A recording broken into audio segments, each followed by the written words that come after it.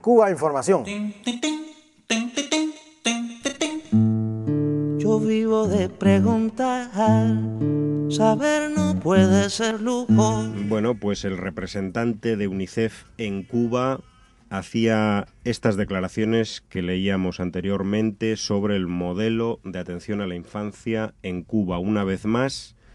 reafirmando el aval de las organizaciones de Naciones Unidas a todos los programas educativos y de atención a los niños y niñas. Buenas noches, Tadeo. Lázaro, perdón. Es igual, Tadeo es un magnífico compañero y amigo. Muy buenas noches a todas las amigas, amigos de Cuba y de la Cuba revolucionaria, del pueblo patriota y revolucionario que está en combate permanente contra el imperialismo. Pues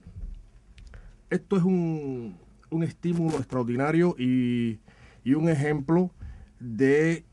cuando un gobierno, una política social trabaja en pro del pueblo y para el pueblo, se logran estos resultados que son avalados y elogiados por personalidades, como bien tú señalabas, de organismos, prestigiosos organismos de Naciones Unidas, como el que representa el licenciado José Juan Ortiz Bru. Esto, como sabemos, es silenciado constantemente en los medios de desinformación y manipulación masiva y en todo lo que tiene que ver respecto a Cuba. Pero no cabe duda que estos logros extraordinarios, si tenemos en cuenta que un país del tercer mundo permanentemente agredido, sometido a un cruel y genocida bloqueo por parte de la potencia imperialista, como es Estados Unidos, pues marca un referente importante de cuánto se puede hacer en favor de la niñez, en este caso, con pocos recursos. Y eso lo destaca este representante de Naciones Unidas, del Fondo de las Naciones Unidas para la Infancia, UNICEF, cuando menciona que una de las cosas que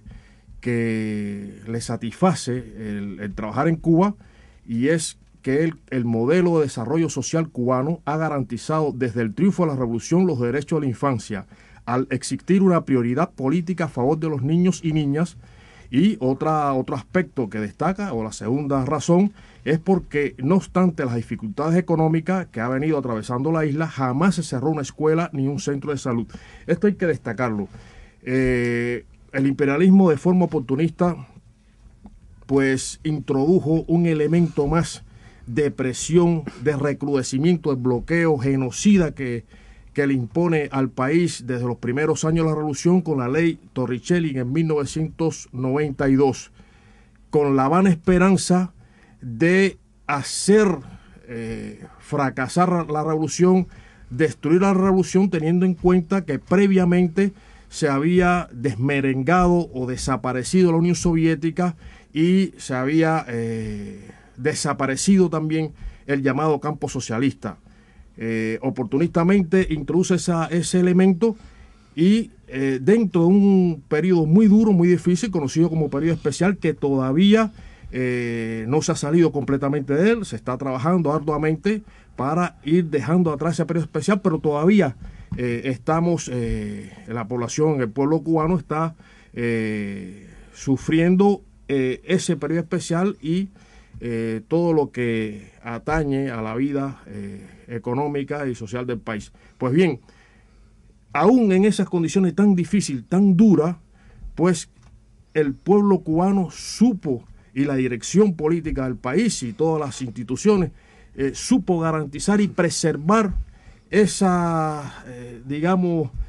piedra angular del proceso revolucionario cubano, como es la educación y la salud. Y efectivamente no se cerró ninguna escuela y no se dejó de atender a ningún enfermo en ningún hospital. Bueno, pues esta persona, José Juan Ortiz Bru, el actual representante de UNICEF en Cuba, anteriormente fue asesor regional para derechos de pueblos indígenas y poblaciones afrodescendientes para América Latina y el Caribe, con sede en Panamá. Entre otras cosas, también ha comentado esta semana, en una interesante entrevista a la prensa cubana, que trabajar en nuestro medio le resultaba fácil hacerlo en Cuba porque indudablemente este país requiere de recursos, pero no de apoyo técnico. Es decir, existe un gran capital humano formado por la revolución en el campo de la educación, en el campo de la protección de la infancia. Y un dólar invertido aquí, en Cuba, tiene un rendimiento en la eficacia del desarrollo muy superior a los demás países en vías de desarrollo. No, y también otro aspecto que es muy significativo y que no se puede ocultar, cuando plantea que la primera visión de la realidad de la infancia en un país, pues basta con analizar la mortalidad infantil y la materna, y si a ello se le añaden los datos de escolarización, tendremos entonces una fotografía bastante precisa de cuál es la situación referido a Cuba, y contrastándola con lo que sucede hoy desgraciadamente, en los pueblos de América Latina. Aquí hay un dato que es muy ilustrativo, que se sigue trabajando para disminuirlo, pero no cabe duda que nos llena de orgullo y satisfacción a todos los cubanos cuando el índice de mortalidad infantil del menor de 5 años que tiene Cuba está en segundo lugar, únicamente por detrás de Canadá, únicamente con un índice de 6 por cada 1000 nacidos vivos, y plantea que en otros países de la región los problemas radican en la falta de inmunización, la atención primaria de salud y de escolarización, además de otros males. Él plantea, bueno, hace un extracto de los graves problemas que tiene la infancia en América Latina, como en el tercer mundo, pero particularmente en América Latina, donde hay abandono, hay falta de escolarización, desnutrición, hay mortalidad infantil por esa causa, hay parasitismo, hay exclusión, hay mendicidad, todos estos dramas que existe hoy en América Latina, en países que tienen el estatus dado por el imperialismo occidente democrático, pues bueno, ninguno de esos dramas lo tiene Cuba.